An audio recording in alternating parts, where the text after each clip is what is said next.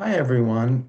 Um, Today I'm happy to talk with Scott Brubaker, the Ridgewood Symphony's new assistant conductor, and we're going to be chatting a little bit about our upcoming concert on Friday evening, March 6th at Westside Presbyterian in Ridgewood.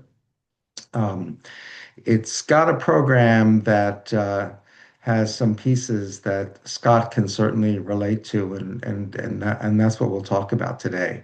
So before we get started, Scott, why don't you just give us a brief resume of your musical life? Be glad to.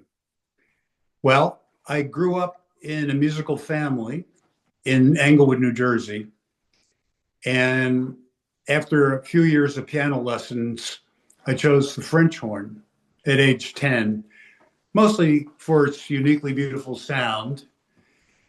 And I loved it so much that already at age 13, I was certain that I wanted to make this my life and find a career with a great orchestra somewhere. So, adding to this experience, playing in the New Jersey region and all state bands and orchestras throughout high school was a real booster for my experience and inspiration. Then I chose to go to Oberlin College Conservatory, and I started taking a lot of auditions even while I was still in school, as soon as I felt like I could be competitive. And during my final semester there, I won the principal horn position with the Fort Wayne Philharmonic. And then over that summer, I played at the Marlborough Festival. And then in September, had the good fortune to win the second horn position with the Metropolitan Opera. All in the same year. It was quite the banner year for me. And I absolutely reveled in being a part of the Met family of artists performing masterpieces of the operatic and symphonic repertoire at the highest level. And I obviously loved it. I stayed for 47 years, retiring during the pandemic after having the privilege and pleasure of collaborating with many of the greatest conductors, singers, and musicians of several generations. I also freelanced with other groups through these years, including the New York Philharmonic, the Boston Symphony, and the Leningrad Phil. Mm. I also concertized and recorded extensively as a soloist and chamber musician, and taught. And so I was quite the busy guy, and I still perform and teach in several capacities. Great. Well, obviously, that's a wealth of experience that we at the RSO really welcome your imparting to us in the rehearsals that you lead. So we look forward to a long collaboration. So anyway, let's talk about the March 6th concert. The featured work on the concert is Mahler's First Symphony, sometimes referred to as the Titan. And I know this symphony is special for you. So why don't you tell us about your experience in performing this work and what it means to you and what you're conveying to the RSO? Well, the Mahler First Symphony has always been a personal favorite of mine, beginning already in high school, studying the wonderful horn passages that it contains. The piece expresses so many deep emotions, mystery. It starts off with this, unison soft A, and you don't know what's going to happen. And then there's buoyant positive energy, there's sadness, there's sarcasm, boisterous fun in the scherzo, nostalgia, romantic passion, and in the fourth movement, lots of dramatic, serious dramatic challenges, and finally, joyous triumph at the end. So this piece indeed is a giant, with a panoply of human emotion expressed. I have performed the piece as a hornist more than a dozen times, first at Oberlin, and then most memorably with Leonard Bernstein and the New York Philharmonic on a tour. So several times with Lenny, and then with James Levine and the Met Orchestra at Carnegie Hall, and also at the New Hampshire Music Festival, where I spend my summers.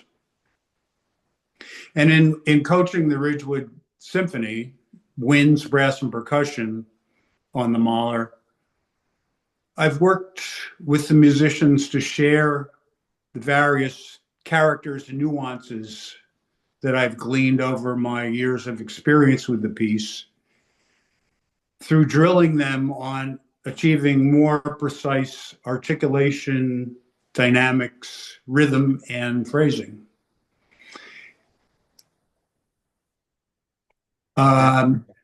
Yeah. So let me talk a little more about my experience with Lenny, because, this was probably, certainly, one of the real highlights of my career. Largely responsible for the Mahler revival in the 60s and 70s. You got to know that Lenny has almost single-handedly made Mahler's symphonies go from rarely heard to becoming standard repertoire on an equal footing with Beethoven and Brahms symphonies. So, so interesting. This happens in musical history.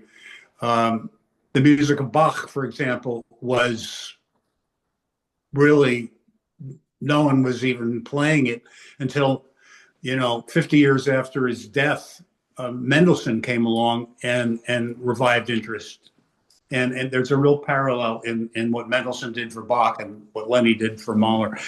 Anyway, the thing was that it was so obvious that Bernstein felt this music from the depths of his soul. And conducting it from memory, he would look directly at you, at all the musicians, when their passages were prominent, always conveying the nuances and characters of every passage. I think what was most inspiring of all was witnessing his own personal experience of the music, which was written all over his face and body language. Yeah. Lenny possessed this vortex of energy that virtually sucked you into feeling what he was feeling. And he had this ability to draw playing from you that you didn't even know you had, which was like, incredible. So, it was just completely compelling and powerful every time. Wow, that sounds like an incredible experience. And you said you went on tour. Where did you perform it? Do you remember the different places that you went? Yes. We performed it in Chicago. We performed it on the West Coast, a couple locations in California, I guess San Francisco and LA. And then off to Hawaii. Wow. And then Japan and Korea. Oh my goodness. And I'm sure those concerts were all well received. Oh yeah. Great. Wildly. Yeah, I can imagine.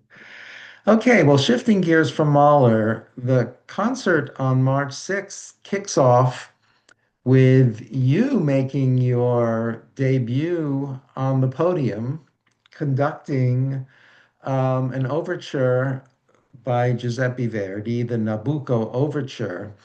Um, so why did you choose that piece? And tell us a little bit about your personal relationship with Verdi and Nabucco in particular.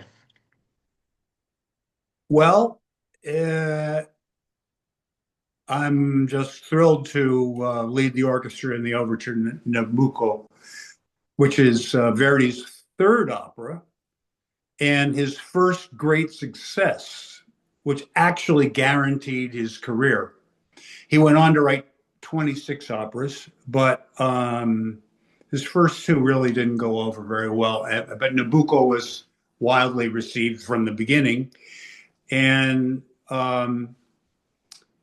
it hadn't been played at the Met for a number of years until James Levine, who really was a great Verdi conductor, brought it back during my tenure. And I must have performed it at least 20 times there, mostly with him, a few others, but memorably with him. And this overture brilliantly combines several elements from the opera, which is about the Babylonian captivity of the Hebrews under King Nebuchadnezzar, better known as Nabucco in Italian. Beginning with a solemn brass chorale, which reflects the steadfast faith and perseverance of the Hebrew slaves. It continues with a powerful dramatic outburst. And then after that comes this very beguiling melody of Va Pensiero, which is a chorus sung in the second act of the opera by the Hebrew slaves, expressing their longing for freedom and their homeland. And arguably the most famous melody and politically charged music Verdi ever wrote, this became nearly a national anthem for Italians during Verdi's own lifetime as they struggled for independence from Austria and for unity, because there were several like city states and regions that were very disorganized in this movement, which is known as the Risorgimento, which I believe means Renaissance. Anyway, the final section features frenetic activity. When I first heard it, I used to call it Italian cartoon music. It's really, you feel all these, like everyone's running around surreptitiously and then battling.